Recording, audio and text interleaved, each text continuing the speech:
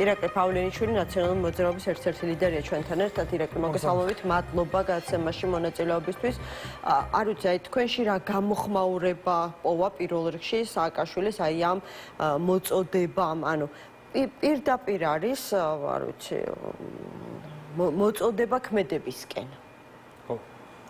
პირველ რიგში უნდა აღინიშნოს, რომ რა თქმა უნდა, მიხეილ სააკაშვილის მოწოდება კი არა, არ ვიცი, მე მგონი ყველა ქართველის მოწოდებაა, რომ კონკრეტული ქმედებების შედეგად უნდა მოხდეს საქართველოს გადარჩენა, იმიტომ რომ საქართველოს არის ნამდვილად ეგზისტენციალური საფრთხის წინაშე და ამას ყველა ჩვენი ვაცნობიერებთ. ეხლა იყო რამდენიმე წლის წინ, როდესაც ბევრი ჩემი კოლეგაც შედარებით ზომიერ, ასე ვთქვათ, ძალად მიჩნეული პოლიტიკური პარტიის წარმომადგენლები ამბობდნენ, რომ აი თულად ვადრამატიზირებთ მდგომარეობას და ესეთი სიმძიმეც არ არის საქართველოში მდგომარეობის ხრივ შექმნილი, მაგრამ დღეს მე მგონი აღარ დარჩა, ხო, ოპოზიციაში ადამიანი და კრიტიკულად განწყობილი და ოფიციალურად განწყობილი ადამიანები, რომელიც ამას არაცნობიერებდეს და არის ახლა სამედროვე მიხეილ სააკაშვილის სიტყვები ამ მხრივ არის აბსოლუტურად გასაგები და რა თქმა უნდა, როცა ვსაუბრობ ჩვენ მაგალითად ბოლო დღეებში მიმდინარე მოვლენებზე, ხა მე სანამ თქვენთან შემოვიდოდი, კონკრეტულ უცხოურ ერთ-ერთ ადამიანს დაინტერესა მედია საშუალების წარმომადგენელი არის, მე მგონი ეს ადამიანი ყოველ შემთხვევაში რაც წავიკითხე თავიდან, რომ ანუ გაოცებულია ხალხი თუნდაც იმით, რაც ხდება ამ რიყის თეატრთან დაკავშირებით, ხო? ანუ იმიტომ რომ რიყის თეატრი როცა საუბრობ ჩვენ ანუ გარევაზე ამ ინფრასტრუქტურის და ინსტიტუციების ანუ ივანიშვილი გადასული არის უკვე კულმინაციურ მომენტში ყველაფრის დანგრევის აქამდე არ მოწონდა აღიზიანებდა და ეხა უკვე წითელი ხაზები გადალახული აქვს და შეუძლია რაც მოაფიქრდება ყველაფერი განადგუროს როგორც დიდი ხანია უკვე ეს რიყის დოქები უფუნქციოდ არის დარჩენილი ივანიშვილის გამო არის სპეციალურად ქნა რომ ანუ თქვენი განცხადება მხოლოდ ამ წლების განმავლობაში კი არა აი ახლა ბოლო მოვლენაზეც კი ცოტა დაგვიანებულად მომეჩვენა და მხოლოდ მას შემდეგ რაც მიხეილ სააკაშვილმა დაწერა ამ რიყის დოქებთან დაკავშირებით საკუთარი მოსაზრება, აი თითქოს ამის შემდეგ მოყვა თქვენი რეაქციაც დღევანდელი ბრიფინგის სახით. ჩვენი რეაქცია მოყვა კონკრეტულად ყალაძის მიერ და ზოგადად ოცნების მიერ დაანონსებულ ნგრევას. რა თქმა უნდა, მიხეილ სააკაშვილის პასუხიც ამას მოყვა, რაც შეეხება ეს დაგასწროთ სააკაშვილმა ციხიდან თქვენ ადამიანებს, ვინც იმყოფებით თავისუფლებაზე, უნდა ითქვას ეს ობიექტურობისთვის. არა, ჩვენ ვსაუბრობთ იმაზე, რომ როდესაც აი ამ სხვადასხვა რაღაც დეტალად მიაჩნია, მაგრამ ძალიან ბევრი მნიშვნელოვანი დეტალია, რომელიც კიდევ უფრო საინტერესო იქნება ჩემთვის საზოგადოებისთვის ამასთან მიმართებაში, ხო, მაგალითად ის რომ თვითონ ეს შენობა კულტურული თვალსაზრისით ვამბობ რომ გამოუსადეგარია თითქოს საქართველოში არის პრობლემა ეს ამას ხალხი არ საუბრობს სხვადასხვა კულტურის სფეროში ვინც არის ბევრი საუბრობს მაგრამ სამწუხაროდ საჯაროდ ნაკლებად არის საუბარი აკუსტიკის თვალსაზრისით ძალიან ბევრი დარბაზი ვერ უძლებს კრიტიკას საქართველოში სხვადასხვა არასწორი რეაბილიტაციის არასწორად ჩატარებული სარეაბილიტაციო სამუშაოების გამო მათ შორის თბილისის ოპერის შენობაში და სხვა შენობებში დაზიანდა თავის დროზე ოცნების პირობებში ეს აკუსტიკის გამაძლიერებელი საშუალებები და ერთ-ერთი თუ ერთადერთი არა დარბაზი იქ ორი სივრცე იყო ერთი საგამოფენო მეორე ხო და თქვა დღეს მამუკა მდინარაძემ რომ არ დაიკარგოს ეს როგორც რაღაცა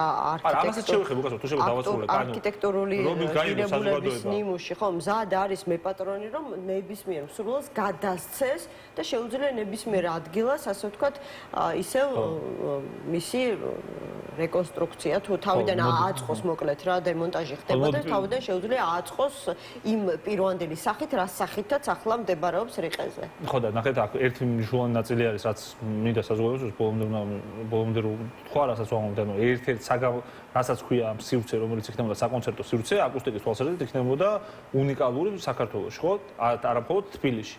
ანუ ამ ხრივ ის იყო ძალიან დიდი პოტენციალის მქონე შენობა და არც საქართველოში მე მგონი არ გვიჭირს არც კულტურა არც სუხიშულები ყავს და უამრავი მაღალი დონის შემსრულებელი მუსიკოსი ყავს და ბოლო-ბოლო უცხოეთიდან ჩამოვიდოდა ხალხი და ძალიან კარგად შეიძლება ამ სივრცის ათვისება შესაბამისი სურვილი რო ყოფილიყო და მიხეილ სააკაშვილის დროს ეს სურვილი იყო და უკვე მოლაპარაკებებიც იყო დაწყებული მათ შორის ასე ვთქვათ უცხოეთის აი წარჩინებულ ბენდებთან და არტისტებთან და მათ შორის მეორე სივრცე საგამოფენო ასევე ძალიან საინტერესო იქნებოდა უბრალოდ სურვილი იყო გავერანებისა რაც შეეხება აი ამ მამუკა მდინარაძის ამ განცხადებას მე დარწმუნებული ვარ მიუხედავად იმისა რომ არსებობს წნეხი და რა თქმა უნდა ეს იქნება მნიშვნელოვანი საკითხი ოცნებისთვის მე დარწმუნებული ვარ შეიძლება გამოჩნდნენ ადამიანები რომლებსაც ექნებათ სურვილი მსგავსი ასე ვთქვათ შენობის აღმართვას, თუმცა მე საერთოდ არ მიმაჩნია რომ ეს შენობა სადმე სხვაგან უნდა აღიმართოს. ძალიან ლამაზად ჩაჯდა აი ამ ძველ თბილისშიც თვითონ ეს მიეჩვია თვალიც და მიეჩვია არა მხოლოდ ქართველები, მე მგონი უცხოეთ და ვინც ხშირად ჩამოდის და ვისაც ჩვენ ქალაქი უყვარს და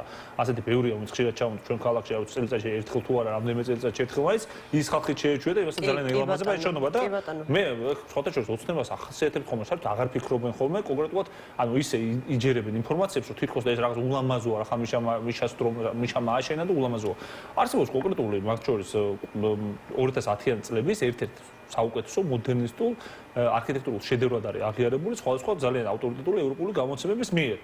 ეს შენობა. კი ბატონო, მესმის თქვენი წუთი. არა, ამ თემაზე მინდოდა აქცენტი დღეს ამაზე ვსაუბრობთ და მინდოდა აქცენტი გამოვიდეს. კი ბატონო, ამიტომაც მოგეცით შესაძლებლობა თქვენი წუხილი მესმის, მაგრამ ახლა რაც შეეხება თქვენს წუხილს იმ მოსალოდნელ ასე ვთქვათ განაჩენზე, რომელიც სავარაუდოდ მომავალ კვირას უკვე ცნობილი იქნება თქვენს ლიდერს ციხეში შესაძლებელია წლები დაუმატონ თუ არ ვწდებით დაახლოებით 6 წელზე არის საუბარი ვინც თავისუფლებაზეა ისინი ციხეში შეაბრუნონ გააქვთ რაიმე გეგმა ამასთან დაკავშირებით ანუ რაზეც მიხეილ სააკაშვილი საუბრობს ამ იდეას იზიარებთ თუ უფრო მეტიც უკვე გააქვთ რაღაცა კოორდინაცია სხვა პოლიტიკურ პარტიებთან ამ საკითხთან დაკავშირებით და აი თქვენ თქვით რომ არ მეგულება ოპოზიციურად განწყობილ საზოგადოებაში ვინმე ვინც სხვაგვარად ფიქრობდესო არ ვიცი რამდენად სხვაგვარია ეს პოზიცია მე ყოველ შემთხვევაში ასე მომეჩვენა მაგალითად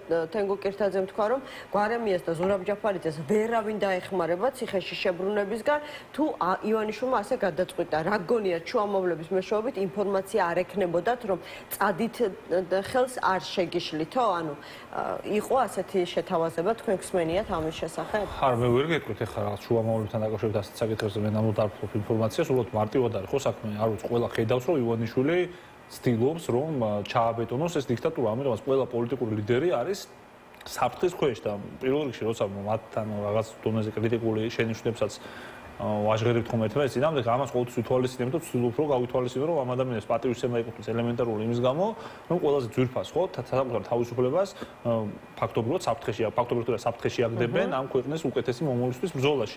ამიტომ ეს ახლა ყველა მათგანს ხონდა გააზრებული და გასაგებია რომ კომპრომისზე რო არ მიდიან და წინააღმდეგობას რო აგრძელებენ, ამიტომ არიან ისინი ციხისთვის გამეტებულები, თორე ახლა ივანიშვილის ვინც ციხეში არ მიდის და ქვეყანაში არ იმყოფება, ისინი რა კომპრომისზე წავიდნენ? არა, ეს არ მეთქოს, ის მათზეც მაგიტომ არის საქმეები აღძრული. ანუ მათზეც მაგიტომ არის საქმეები აღძრული და ისინი სიმპტომები მაგრამ მე გეკითხებით რომ არ გითხოთ, ამიტომ ხო გეკითხებით, ხო? არა, პასუხობ. იმიტომ რომ ჩდება ეს ძალიან არა, ჩაგეკითხეთ უბრალოდ იმიტომ რომ ჩდება ესეთი იყო განხილვის საგანი და არა, მე ამის მორალისტი ვერ ვიქნები, ხა ვინ წავა უცხოეთში და ვინ დარჩება საქართველოში, ამის მორალისტი მე ვერ ვიქნები, ვისაც აქვს ხა ამის მორალისტობის ასე ვთქვათ, რა ვიცი, საკუთარ თავს მიცემს ამის უფლებას მიცეს ალბათ, რა ვიცი, მაგრამ მე ვერ ვიქნები ნამდვილად, იმიტომ რომ ხო, ზოგიერთი ადამიანი შეიძლება თვლიდეს, რომ ამ შემთხვევაში უცხოეთში შეუძლია გამოადგეს ამ საერთო ბრძოლას და ეს რაღაცა მართლა ინდივიდუალურად მისაღები გადაწყვეტილებაა და სხვა ადამიანი ვერ მიიღებს და სხვა სულში ბზენი იქნება და არ ვიცი ხა, შეიძლება ჯიღზე მართლა ხო ეხლა შეიძლება ყველამ დაიწყოს ეს რაღაცა ტრაბახი რომ ესე ვიზამდი, მაგრამ ეს არ გახლავთ. ამიტომაც ამ ადამიანებს ისედაც აქვთ საკუთარი ჯანმრთელობაც, სიცოცხლეც, თავისუფლებაც გაწერული, ამიტომ თვითონ აირჩევენ ბრძოლის გზას. რატომ ვერ შეძლო ოპოზიციამ აი თუნდაც ამ საკითხში ერთიანი სტრატეგიის შემუშავება? ფაქტია რომ არანაირი ეს არ გახლავთ სტრატეგიის საკითხი, ეს გახლავთ ინდივიდუალური საკითხი. მოდი პირდაპირ პოლიტიკა რახან პოლიტიკაში რახან ვართ, ეს იმას არ ნიშნავს, რომ ყველაფერი კოლექტიურად უნდა მიიღო დაწესება. ადამიანი ხა იმიგრაციაში წავა თუ არა, ბრძოლის ასე ვთქვათ, ბრძოლის ფორმებზე, ბრძოლის გზაზე გეკითხებით. ბრძოლის გზაზე ხო ეს ინდივიდუალური ხა ადამიანს ეხა მომთხოვო რომ ყველამ კოლექტიურად მიიღოს დაწესება, რომ მე გეკითხებით, შესაძლებელია თუ არა რაღაცნაირად აი ამ დასაჭერად გამზადებული ოპოზიციონერი ლიდერების დაცვა კიდევ ერთხელ ციხეში მოხვედრისგან. ანუ რაზე საუბრობს მაშინ სააკაშვილი, როდესაც ამბობს, რომ დამთავრდა რაღაცა კლასიკური ოპოზიციის დრო, ხომ? აუცილებლად მოსამზადებელია რაღაცა სრულფასოვანი ანტისაოკუპაციო წინააღმდეგობის მოძრაობის ფორმირება. აი, როგორ გესმით თქვენ ეს მისი სიტყვები? თქვენ უკეთ უნდა გესმოდეთ. შეიძლება მე რაღაცა ვაჭარბებ რაღაცებს ჩემს წარმოდგენაში. ხო, არა, კითხვა რა არის მაგას ვერ ხვდები, როგორ მესმის ეს სიტყვები?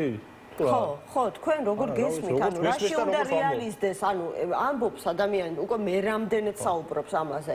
ახლა რაც უფრო ცოტა დრო არის დარჩენილი გადაწყვეტილების მიღებამდე, ანუ ვერდიქტის გამოტანამდე. გადაწყვეტილების მიღება უკაცრავად. არა, ნახეთ, გადაწყვეტილების მიღება გასაგებია და ვსაუბრობთ ამ გადაწყვეტილების მიღებაზე, მაგრამ ზოგადად ამ მოძრაობას, ახლა პოლიტიკური პატიმრების შემომატებით ეს მოძრაობა არ მთავრდება და არ სრულდება, ხო?